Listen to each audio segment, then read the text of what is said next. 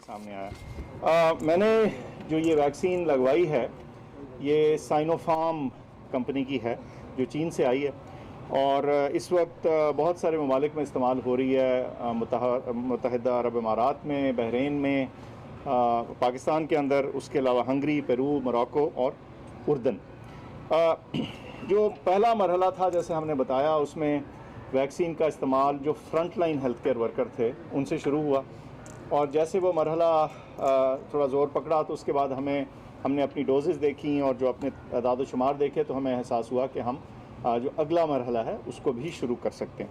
तो उसमें फिर जो अमूमी हेल्थ केयर वर्कर्स हैं यानी फ्रंट लाइन के अलावा वो शुरू हुआ। उसी मद में मैंने अपने आप को रजिस्टर किया। ये भी बताता चलूँ कि ये जो आज मैंने वैक्सीन लगवाई है ये अपने किसी हुकूमती ओहदे या कैबिनेट या उस हिसाब से नहीं है, ये ऐसे PM के तौर पे नहीं है, ये बतौर डॉक्टर फैसल सुल्तान है। इसके अलावा आप सुन चुके हैं कि हमें एस्ट्राजेनेका की इजाफी डोजेज़ जो हैं वो डोजेज़ आना शुरू हो जाएंगी मार्च के पहले हफ्ते में इंशाल्लाह। हमें बताया गया कि 2.8 मिलियन यानी 28 लाख डोजेज़, फिर चंद दिनों बाद फिर और 28 लाख, और जून से पहले तकरीबन 17 मिलियन यानी 1 करोड़ 70 लाख डोजेज़ जो हैं वो आ जाएंगी। इस वक्त हमें क्या करना चाहिए? देखिए जो हमने इंस्ट्रक्शंस दिए हैं उनके तहत जो फ्रंटलाइन हेल्थ केयर वर्कर हैं जिनकी उम्र 60 से कम है वो पहले से रजिस्टर्ड हैं सिस्टम में, वो सिर्फ करीबी वैक्सीनेशन सेंटर में जाएं और वो उनको वहाँ वैक्सीन लग जाएगी। कोई आपको अपॉइंटमेंट लेने की ज़रूरत नहीं, वहाँ ऑटोमेटिकली ये चीज़ हो जाएगी। अगर आप जनरल हेल्थ केयर वर्कर हैं यानी फ्रंट लाइन के अलावा तो वो एक वेबसाइट हमने दी है, उसमें आप ज़रा प्री रजिस्टर कर लें ताकि आप लिस्ट में आ जाएं और वहाँ से फिर आपको 1166 का जो मैं आप SMS के तौर पे अपना CNIC भेजेंगे और आपको आपका नियरेस्ट वैक्सीनेशन सेंटर आ जाएगा। लेकिन उसमें ये भी अपॉर्चुनिटी मौजूद है कि जो आप अपना वैक्सीनेशन सेंटर है वो खुद से चुन सकते हैं वेबसाइट के ज़रिए। जो सीनियर सिटीजन्स हैं उनका ऑलरेडी जो सिस्टम है ऑलरेडी चल रहा है। हमने मेंशन पहले 65 साल से ऊपर के लोगों का किया था, परसों से हमने 60 साल से ऊपर का भी प्रोसेस शुरू कर दिया।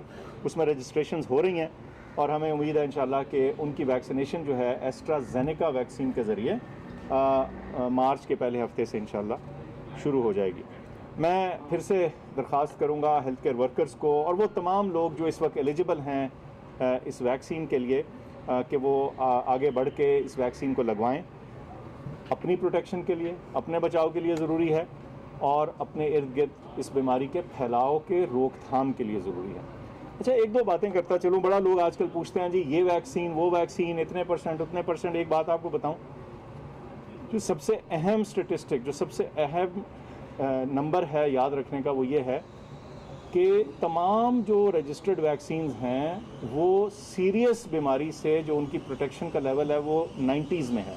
इसका मतलब है कि तकरीबन तमाम वो जो वैक्सीन्स हैं जो इस मुल्क में, दुनिया भर में रजिस्टर हो रही हैं, उनमें दो चीज़ें बताई जाती हैं, एक इन्फेक्शन से बचाव और दूसरा सीरियस जो उसके इफ़ेक्ट्स हैं उससे बचाव। तो सीरियस इफ़ेक्ट से जो बचाव है वो बहुत बेहतरीन है, इसलिए प्लीज़ इसको लगवाएं, इसमें हिचकिचाहट ना करें और इसमें जिसे कहते हैं सुस्ती भी ना करें। हाँ, एक सवाल आजकल लोग पूछ रहे हैं कि जो 60 साल से ऊपर वाले हेल्थ केयर वर्कर्स हैं उनके लिए क्या है। तो चूँकि ये जो साइनोफार्म वैक्सीन है इसका जो लाइसेंस टू यूज़ था वो 60 साल तक था, तो जो हमारे वो हेल्थ केयर वर्कर्स हैं जिनकी 60 से उम्र ज़्यादा है इंशाल्लाह उनको प्रायोरिटी पे मार्च में जो ही वो एस्ट्राजेनेका आती है वहाँ से उनके वैक्सीनेशन का आगाज़ हो जाएगा। आपसे दरख्वास्त है कि ये फॉल्स और मिसलीडिंग और गुमराह कुन जो ख़बरें हैं वैक्सीन्स के बारे में इस पे ना सुने। मैं आपको बता दूं, मैंने ख़ुद लगवाई है अपनी वैक्सीन, मैंने अपने वालिदैन को रजिस्टर करवाया है। जो ही जो बुज़ुर्ग हैं एक सर्टेन उम्र से ज़्यादा की उनकी वैक्सीन शुरू होगी तो उनको मैं लगवाऊँगा। और बात यह है कि इससे ना सिर्फ जैसे मैंने फिर कहा अपना बचाव बल्कि माशरे का बचाव जो है वो भी मुमकिन होगा। एक और बात बताता चलूँ कि वैक्सीन लगवा लेने का या वैक्सीन के फ़राहम होने का ये हरगिज़ मतलब नहीं कि वो तमाम चीज़ें जो हमने सीखी पड़ी इस सारे प्रोसेस में उनको हम छोड़ दें और भूल जाएं। एहतियात, मास्क का इस्तेमाल, थोड़ा सा फासला, खुली हवा, हाथों का साफ़ करना, धोना या सैनिटाइज़र का इस्तेमाल, ये वो तमाम चीज़ें हैं जो अभी हमें इस्तेमाल और इनको अपनाने की और इस्तेमाल करते रहने की अशद ज़रूरत है। अभी ऐसी बात नहीं कि अगर आपने वैक्सीन लगवा ली है तो बस आप एहतियात से फारिग हो गए। तो इंशाल्लाह ये हमारी कोशिश है कि जो हमारी तमाम तर पॉपुलेशन है, जो एलिजिबल पॉपुलेशन है, उनको वैक्सीन लगे।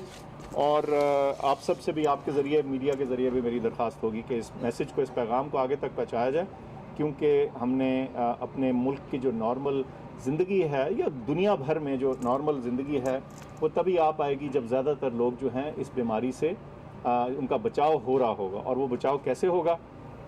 वो वैक्सीन के ज़रिए होगा और ये जो एहतियाती तदाबीर है। डॉक्टर साहब, बहुत शुक्रिया। पूछिए जनाब। ये बता दीजिए, जैसे आपने फरमाया कि मीडिया इस मैसेज को लोगों तक लेके जाए। हम इधर 10-15 लोग बैठे हुए हैं, उनमें से 10 लोग ऐसे थे जो कोविड पॉजिटिव थे, इंक्लूडिंग मी। हमें फ्रंट लाइन वर्कर्स में क्या कंसिडर किया जा रहा है अब तक? क्या गवर्नमेंट की जानिब से हम किसी को कॉल करके या मिन्नत समाजत करके तो लगवा सकते हैं, टू बी वेरी ऑनेस्ट, लेकिन क्या हुकूमत ने हमारी इन सर्विसेज को ऑनर दिया? क्या बुलाया? हमें भी इनमें शामिल किया गया? पहला सवाल। दूसरा, ये DHO साहब खड़े हुए हैं, बाकायदा ट्वीट्स की जाती रही लोगों को इनकरेज करने के लिए, खुसूसन जो हेल्थ केयर वर्कर्स थे। कैंपेन की कमी थी जो इससे पहले मुहिम चलाई जानी चाहिए थी लोगों को अवेयरनेस देने के हवाले से। अब अगर डॉक्टर्स जो हैं जो कि इस चीज़ को समझते हैं, उनकी जानिब से बहुत हमने देखा इनिशियल डेज में तो 50 की लिस्ट आती थी, 5 डॉक्टर्स आते थे। आम आवाम के हवाले से कोई स्ट्रैटेजी बनाई गई है? क्योंकि डॉक्टर का टीका लगता है कोविड का और वो डेथ हो जाती है, ये चीज़ें भी हमने सुनी है, तो इस हवाले से बताएं कि स्ट्रैटेजी बनाई गई है। बहुत अच्छे सवाल आपने पूछे हैं। पहले तो देखिए, मैं ये कहूँगा कि जो मीडिया, हमारा मीडिया है, उसका रोल कोविड की स्ट्रगल में एग्जेम्पलरी रहा है। ठीक, एग्जाम्पलरी से मैं यूँ कहूँगा, क्या मिसाल दूँ कि इस मैसेज को पहुँचाने के लिए जब मास्क का इस्तेमाल था, जब यानी जब लॉकडाउन था, जब रिस्ट्रिक्शंस लगी, ये चीज़ अगर मीडिया साथ ना दे रहा होता तो ये पैगाम लोगों तक पहुँच ही नहीं सकता था। तो एक तो ये है कि बिल्कुल ये सही बात है। अच्छा, जब हमने वैक्सीन लगानी शुरू की तो हेल्थ केयर वर्कर में भी हमने कुछ कोशिश की कि उनको प्रायोरिटाइज़ करें जो बिल्कुल बीमारी के सर पे खड़े थे। लेकिन ये अब आपके सामने है, चंद दिनों की बात है, इसमें हम कुछ एक फर्दर जो हमारी मैसिव वैक्सीनेशन कैंपेन है उसको थोड़ा सा हम फाइन ट्यून करने की कोशिश कर रहे हैं कि किस सेगमेंट्स और सेक्टर्स में इसको करें।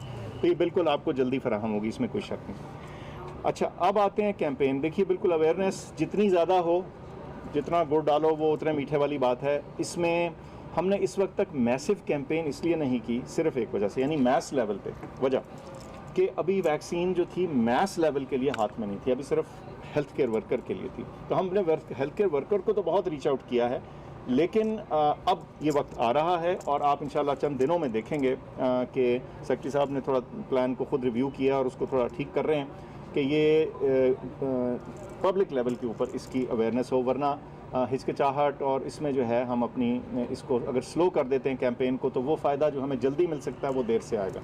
तो बहुत ज़रूरत है इसकी। शुक्रिया, thank you for pointing this out. अच्छा सर, अभी तक हम लोग के सिर्फ 14 वैक्सीनेशन सेंटर्स का कहा गया था, लेकिन सिर्फ 6 ही फाल हो सकी हैं। टर्नआउट भी कम है, बहुत मुश्किलात हुई। अब एकदम से जब आपने 65 की भी खोल दी, फिर 60 भी आ जाएंगे, तो उसको मैनेज कैसे करेंगे? पहले ही बहुत सारे फेल्योर्स आ गए हमारे सामने, तो बाद में। अच्छा देखिए, इस वक्त तो ये है कि जो आपके एग्जिस्टिंग वैक्सीनेशन सेंटर हैं वो किसी सूरत भी ओवरवेल्म नहीं हो रहे। उधर जो नंबर्स आ रहे हैं वो आराम से मैनेज हो रहे हैं। लेकिन डॉक्टर ज़हीम साहब खड़े हैं हमारे यहाँ, DHO इस्लामाबाद, अभी इनसे बात भी हो रही थी। जो हमारा वैक्सीनेशन देने की, ये बहुत अहम बात है। एक तो है सप्लाई होना दवाई की, वैक्सीन की, वो इंशाल्लाह सिक्योर है। उसके बाद हमारी तैयारी होनी चाहिए कि अगर लोग हमारी तरफ आते हैं तो हम तैयार हों। उसके लिए जो वैक्सीनेशन सेंटर्स हैं इनका इजाफा बहुत आराम से किया जा सकता है, इसमें कोई मसला नहीं। देखिए, ये एक इंट्रामस्कुलर टीका है जो कि ढेर सारी हेल्थ केयर एनवायरनमेंट्स में लग सकता है और इसमें हम इसको बहुत एक्सपैंड करेंगे, क्योंकि जब आपने दिन के लाखों टीके लगाने हैं, क्योंकि अगर हमने अपनी मिलियंस ऑफ पॉपुलेशन को कवर करना है तो फिर हम चंद 100 सेंटर से बढ़ के हमें हज़ारों सेंटर्स पे जाना पड़ेगा। इसको आसान तरीन और मौसर तरीन बनाने के लिए ये सारी चीज़ें करने की ज़रूरत है। सारा प्लान रेडी है। सिर्फ ये था कि जब आप शुरू करते हैं तो पहले ही दिन उस सारी चीज़ को खोलने का फ़ायदा नहीं, क्योंकि अभी उसकी जो थी एक्सेप्टेंस स्लो है। और एक्सेप्टेंस को ही ज़रा बेहतर करने के लिए इसलिए आज मैंने कहा अच्छा चलें इसको मैं पहले से कर लूँ, ताकि किसी को ये शक व शुबा ना रहे कि भाई आपने, क्योंकि कई दफ़ा लोग कहते हैं आप खुद तो लगवा नहीं रहे। तो मैं कह रहा हूँ जी अब खुद भी लगवा लिया, अब आप आगे आइए। सर, एक एस्ट्राजेनेका का बहुत इशू बना हुआ है इंटरनेशनली भी, इंडिया के हवाले से भी कहा जा रहा है कि उसके कुछ रिजल्ट्स अच्छे नहीं है, बहुत सारे ममालिक ने उसकी जो कंसाइनमेंट थी वो वापस भी की हैं। तो अब हमारे पास कौन सी एस्ट्राजेनेका आएगी, क्योंकि मेरे घर में बहुत मुश्किल हो रही है अपने फादर को कन्विंस करने के लिए, वो भी जब खबरों में देखते हैं ये चीज़ें तो कहते हैं हमने एस्ट्राजेनेका भी नहीं लगवानी। अच्छा देखिए, एक तो ये है कि ये जो ग्लोबल बहस है हो ये रहा है कि हमारे सबके सामने जो साइंस है वो in full public view evolve हो रही है। हमें आदत नहीं है इस तरह की चीज़ों की, क्योंकि आमतौर पे जब साइंटिफिक डिस्कवरीज हो रही होती हैं तो ये डॉक्टरों और साइंसदानों में और जरीदों में और जो मेडिकल जरीदे हैं उनमें ये बहस चल रही होती है, और फिर जब वो बात निखर के आती है तो सामने आ जाती है। चूँकि ये रॉ इन्फॉर्मेशन कई दफ़ा आती है, उसके ऊपर बहस होती है, तो इससे हमारी पब्लिक या दुनिया भर की पब्लिक थोड़े सा कंफ्यूज हो रही है। एक बात तक समझ लीजिए, तमाम वैक्सीन्स जो अप्रूव्ड हैं पाकिस्तान में, इनकी जो प्रोटेक्शन है सीरियस डिजीज़ से वो इतनी ज़्यादा है कि हमें जो वैक्सीन अवेलेबल हो वो लगवा लेनी चाहिए। मैं अपने वालिदैन को बता रहा हूँ और उन्होंने एक्सेप्ट किया और उन्होंने अपना इंदराज किया उसके अंदर कि मैंने उनसे कहा कि आपको गालिबन एस्ट्राजेनेका लगेगी और वही मुनासिब वैक्सीन होगी। ठीक है जी। और कोई अगर थैंक यू जी, थैंक यू। मुआवनी खुसूसी से डॉक्टर फैसल सुल्तान इस्लामाबाद में मीडिया से गुफ्तगू कर रहे थे। उन्होंने बताया कि उन्होंने बतौर डॉक्टर अपने नंबर पर कोरोना से बचाव की वैक्सीन लगवाई है, पहली डोज उन्हें लगाई गई है। इसके साथ साथ उन्होंने मजीद कहा कि वैक्सीन के बारे में अफवाहों और गुमराहकुन खबरों पर कान न धरें, कोरोना से पेश की बचाव को यकीनी बनाएं।